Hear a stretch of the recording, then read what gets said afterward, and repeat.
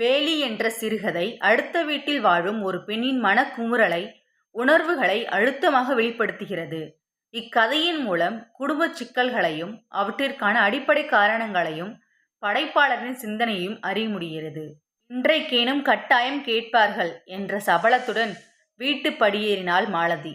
கண் சோர நடை துவள வந்த நிலையில் மச்சுப்படி ஏறுகையில் விழுந்து விடாமலிருக்கும் பொருட்டு சுவரை பற்றி கொண்டு நின்றாள்.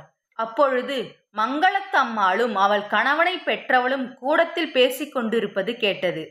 மாலதிக்கு நெஞ்சி படபடவென்று அடித்து கொண்டது.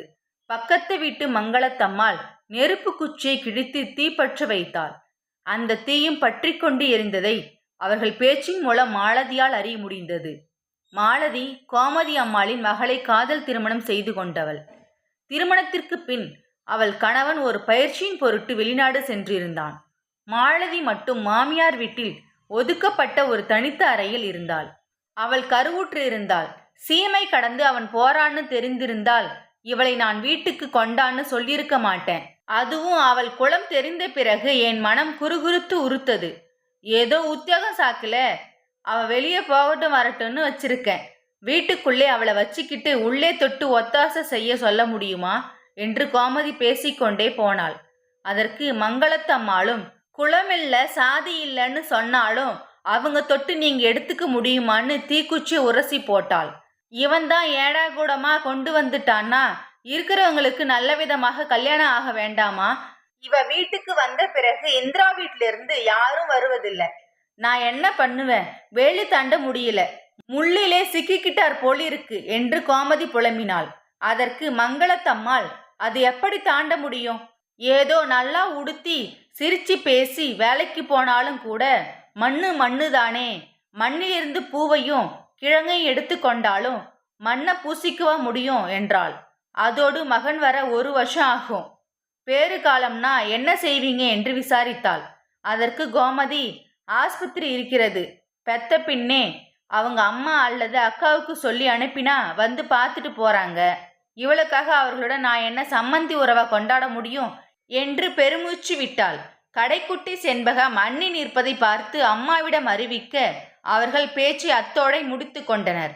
அந்த 10 வயது செண்பகத்துக்கு கூட தெரியும், என்னதான் அண்ணி அழகாகவும் மற்ற வீட்டு பெண்கள் போல இருந்தாலும் அவள் தங்களுக்கு சமமானவள் அல்ல என்பது. மாலதி எண்ணி பார்க்கிறாள். காதலின் பாதை கரடு முரடாவதை கல்யாணம் ஆகும் வரைதான் நாவலிலும் சினிமாவிலும் அந்த பாதையை நீட்டி காண்பிப்பார்கள். உண்மையிலேயே அந்த பாதை கல்யாணத்தில் தொடங்கித்தான் நீள்கிறது என்பது பல பேருக்கு தெரிவதில்லை என்று எண்ணுகிறாள். அவள் எடுத்ததற்கெல்லாம் அழும் பிறவி அல்ல. இருந்தாலும் இதையெல்லாம் கேட்டுவிட்டு அவளுக்கு அழ வேண்டும் என்று தோன்றினாலும் அதற்கு சக்தி இல்லாமல் படுக்கையில் விழுந்தாள். கீழே வந்து காப்பி குடித்து விட்டு போ என்ற மாமியின் குரல் அவளுக்கு கேட்டும் தலை சுற்றியதால் எழ முடியாமல் பழைய காதல் நினைவுகளை, பிரச்சனையின் ஆரம்பத்தை எண்ணி பார்த்தாள். ஏன் படுத்திட்ட மாலதி? உடம்புக்கு என்ன, மயக்கமா என்ன என்றாள் மாமி. செண்பகத்தை அழைத்து அண்ணியை தொட்டுப்பார் என்றாள். களைப்பாய் இருக்கு, ஒன்றுமில்லை என்று மாலதி பதில் கூறினாள். லீவு வேணும்னா எடுத்துக்கோ என்று மாமி சொல்லிவிட்டு, பிறகு பிள்ளைகள் ஸ்கூலுக்கும் காலேஜுக்கும் சென்று விடுவார்கள், உனக்கு பொழுது போகாது, மேலும் பேறு காலத்திற்கு பிறகுதான் லீவு தேவைப்படும், இப்ப போட வேண்டாம் என்ற பாணியில் மாமி கீழே சென்று விட்டாள். மாலதி கீழே இறங்கி வருவதற்குள் வெளியறை மேசை மீது காஃபி பலகாரம் கொண்டு வந்து வைத்து விட்டாள். குடும்பத்தில் ஒருத்தியாக உலகுக்கு முன்னே ஏற்றாலும் உள்ளத்துக்கு ஏற்கவில்லையே, வீட்டிற்குள் தாளாரமாக வளைய வர சுதந்திரம் இல்லையே என்று எண்ணி கலங்குகிறாள். வாய் திறக்காமல் மாமி செயலில் காட்டும் சாதுரியம் அவளுக்கு வியப்பினை தந்தது. மாலு என்ற குரல் அக்காவும் மாமாவும் வருந்திருந்ததை அறிவித்தனர். சுட்டி பையனை மாலு கொஞ்சினாள். அவர்களின் வருகையை செண்பகம் கோமதியிடம் தெரிவிக்க சற்றைக்கெல்லாம் மூச்சிறைக்க படியேறி வந்தாள். அவள் அக்காளின் கருப்பு நிறமும் அவளுடைய உடையும் மில்லில் வேலை செய்யும் அவள் மாமாவின் தோற்றமும் அவர்களை சமமாக மதிக்க கோமதிக்கு மனம் வரவில்லை. வெறுப்பை விழுங்கிவிட்டு உபசரித்தாள். அவள் அக்கா ருக்குவும் அம்மாவுக்கு உடம்பு சரியில்லாததால் அவர்கள் வரவில்லை. பூமுடிப்பு வளையகாப்புன்னு நீங்க செய்யறது உண்டான்னு அம்மா கேட்டுட்டு வர சொன்னாங்க என்றாள். நாங்கள் பணம் தந்து விடுகிறோம், நீங்கள் ஒரு நாளைக்கு குறித்து செய்யுங்கள் என்றாள். மாலு, இந்த சம்பிரதாயம் எல்லாம் எதுக்குக்கா என்றாள். இதை கேட்ட கோமதி, வழக்கத்தை ஏன் குறைக்கணும்? பிறக்கும் குழந்தை நன்றாக இருக்க வேண்டாமா என்று கண்டிக்கும் தோரணையில் ருக்மணி கொடுத்த பணத்தை வாங்கி இடுப்பில் செருகிக் கொண்டாள். ருக்மணி அவர்கள் கொடுத்த காஃபியை குடித்துவிட்டு டம்ளரை கழுவி வைக்க எழுந்தாள். இருக்கட்டும் அக்கா, நீ கழுவ வேண்டாம் என்று பிடுங்கி கீழே வைத்தாள். அத்துடன் அவர்கள் பெரிய கும்பிடு போட்டுவிட்டு விடை பெற்று சென்றனர். மாலதிக்கு தலையை சுற்றி வயிற்றை புரட்ட மீண்டும் படுக்கையில் விழுந்தாள். மீண்டும் கோமதி அவளை நலம் விசாரித்துவிட்டு, சீரக ரசமும் சோறும் கலக்கி கொடுத்து அனுப்புகிறேன், குடிச்சிட்டு படுத்துக்கோ என்று கூறிவிட்டு, 5 தேதியாச்சே, ஆபீஸில் இன்னும் சம்பளம் போடலையே என்றாள். போட்டுட்டாங்க, சம்பளம் பெட்டியில் இருக்கு என்றாள் மாலதி. கோமதி அதற்கு, உன்னை கேட்க வேண்டாம்னு தான் நினைச்சேன்.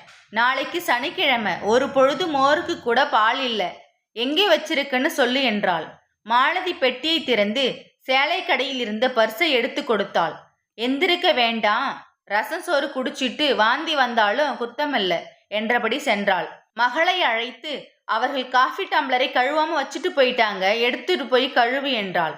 மாலதி முழுசாய் ஒரு சம்பளம் கூட அவள் அம்மாவிடம் கொடுத்ததில்லை. படிப்புக்கும் வேலைக்கும் தகுந்த வேஷமிடவே அது அவளுக்கு சரியாக இருந்தது. வேஷத்துக்கும் தகுந்த பலன் கிடைத்து விட்டது. ஒரு சம்பளம் கூட இந்த வீட்டில் அவளுக்கு தங்கவில்லை. துயரத்திற்கு பதிலாக மாலதிக்கு சிரிப்பு வந்தது. வேலியும் இல்லை, முள்ளும் இல்லை, பணத்துக்கு ஒன்றுமே இல்லை என்பதோடு இந்த கதை முடிவடைகிறது. இந்த கதையிலிருந்து நீங்க என்ன தெரிஞ்சுக்கிட்டீங்கன்னு கமெண்ட் பண்ணுங்க. இந்த கதை பிடிச்சிருந்தா லைக் பண்ணிக்கோங்க. இதே மாதிரி ஸ்டோரி வேணா நம்ம சேனலை சப்ஸ்கிரைப் பண்ணிக்கோங்க. தேங்க்யூ ஃபார் வாட்சிங்.